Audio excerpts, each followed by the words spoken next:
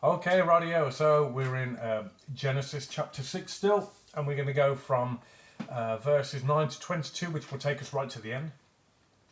And this bit is about Noah and the flood. And of course, most of us that have never read the Bible will have known about Noah and the flood. There was a film done not so long back with Russell Crowe, I believe, played Noah.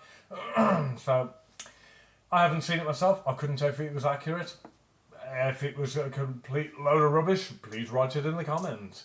But here we go anyway. So, Noah and the flood. These are the generations of Noah. Noah was a righteous man, blameless in his generation. Noah walked with God, and Noah had 3 sons, Shem, Ham, and Japheth. Now the earth was corrupt in God's sight, and the earth was filled with violence. And God saw the earth, and behold, it was corrupt. For all flesh had corrupted their way on earth. And God said to Noah, I have determined to make an end of all flesh, for the earth is filled with violence through them. Behold, I will destroy them with the earth. Make yourself an ark of gopher wood. Make rooms in the ark and cover it, inside and out, with pitch. This is how you will make it. The length of the ark, 300 cubits, its breadth 50 cubits, and its height 30 cubits.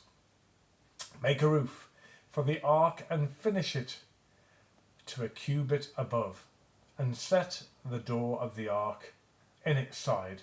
Make it with lower and second and third decks. For behold, I will bring a flood of waters upon the earth to destroy all flesh in which is the breath of life under heaven. Everything that is on the earth shall die, but I will destroy my covenant with you, and you shall come into the ark, you, your sons, your wife, and your sons' wives with you. And every living thing of all flesh you shall bring 2 of every sort into the ark to keep them alive with you. There shall be male and female of the birds according to their kinds, and the animals according to their kinds, of every creeping thing of the ground according to its kind. 2 of every sort shall come into you to keep them alive. Also take with you every sort of food that is eaten, and store it up. It shall serve as food for you and for them. Noah did this. He did all that God commanded him. Yes, so Noah did this. He did all that God commanded him. So here's a quick breakdown on that one. So Genesis chapter 6 verses 9 to 22 says God's decision to flood the earth due to widespread wickedness and violence, and Noah's subsequent obedience in building the ark. It highlights the contrast between Noah's righteousness and the corruption of the world, emphasizing God's judgment on sin and his provision of salvation through the ark. The passage also outlines God's instructions for building the ark and the animal's entry, serving as a reminder of God's faithfulness in both judgment and mercy. Some key points. So, universal corruption.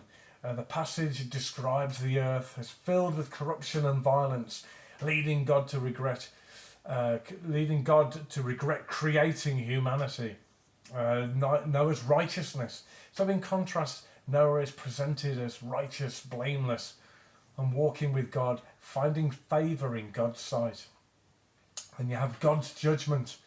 God announces his intention to destroy all flesh with a flood, signalling his judgment on sin. And then you have the ark as salvation.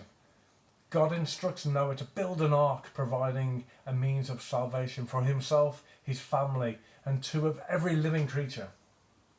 God's instructions.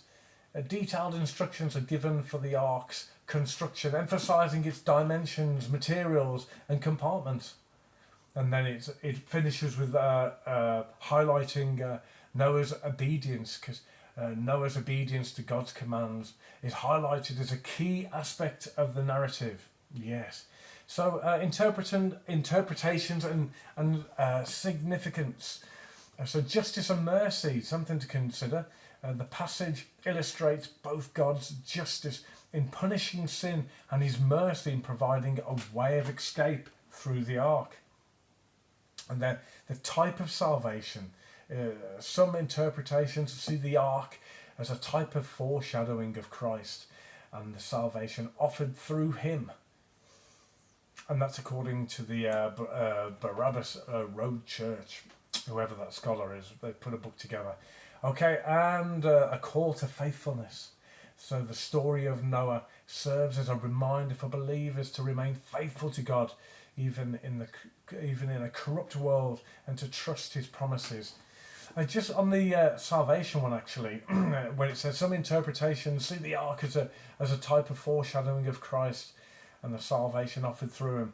Also, as well, like Moses' name in Hebrew means to be brought out from water or taken from water, and of course, if you think about it, when you come to Christ, you're baptized, aren't you? So you've been brought out of the water, a rebirth. So like Moses, it was like his new birth. He was a rebirth, his new life that he was going to have when he was found in the water by the Egyptian, and you could say that with the flood as well. Why not? So God just flooded baptized the earth, flooded it, and then there was a rebirth.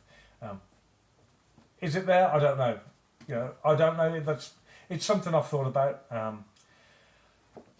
Comment on it, but it's there, isn't it? Yeah. So the contrast with the world. So the passage contrasts Noah's righteous life with the wickedness of the world, highlighting the choice individuals face following God or succumbing